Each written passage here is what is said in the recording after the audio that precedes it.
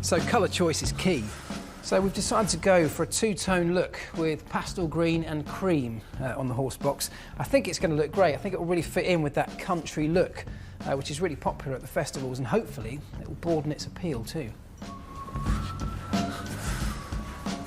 Whenever I do paint with a brush like this, it's always nice, a nice little touch to just give a little flick at the end of each brush stroke. Because if you don't, and you stop dead, you get some horrible little brush marks like that.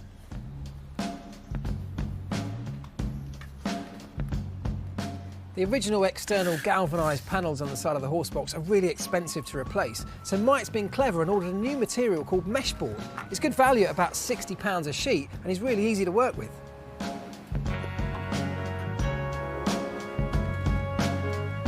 The boards need to be supported during a cut, otherwise they can wobble and pinch the blade. I'm trying to make sure that the measurements are all absolutely perfect and the cuts are all really clean, because it's the finish that's going to sell this horse box.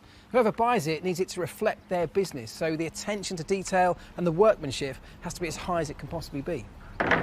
Shouldn't take me too long to get them all installed, and I'm going to use a polyurethane adhesive to stick them in, because that's the kind of stuff they use to stick windscreens into cars. First of all, it's really, really strong, but it also is weatherproof, which is exactly what this horse box needs to be. Mike's had another money-saving idea for the interior. He's bought a load of old scaffolding boards from a building site. It's a cheap source of wood, only £10 a plank.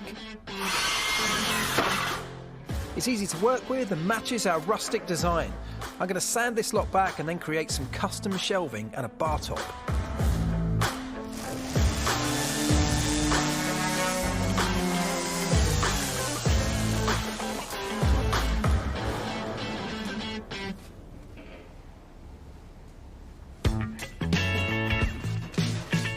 Right, well, we're on the final straight here. This really feels like we're nearing the end of this project.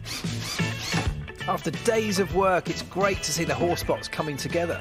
Without that clever Honda Civic flip, this project would have never made it past the finishing post. No way.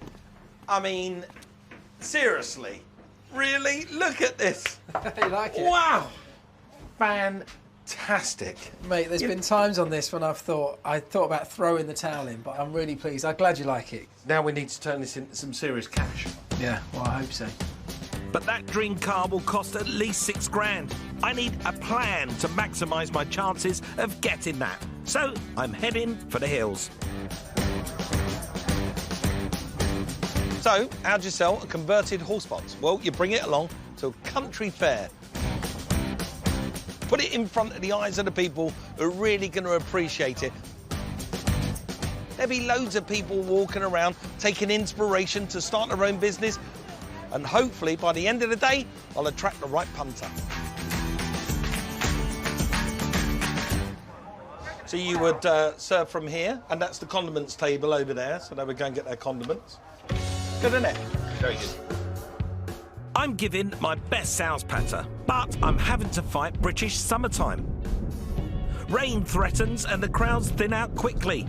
Has my chance of a sale gone? Well, I do like a day out in the country, but I do like to make some money even more. And unfortunately, today hasn't been one of those days. Of course, the Horsebox ad is out on the websites too, but getting people to experience it in the flesh was always my best chance of finding a buyer. I'm gutted. And the worst thing is, bright and early the next morning, I have to face Elvis with the bad news. Morning, mate. Hello, mate. How you doing? Yeah, all right. Still here, then?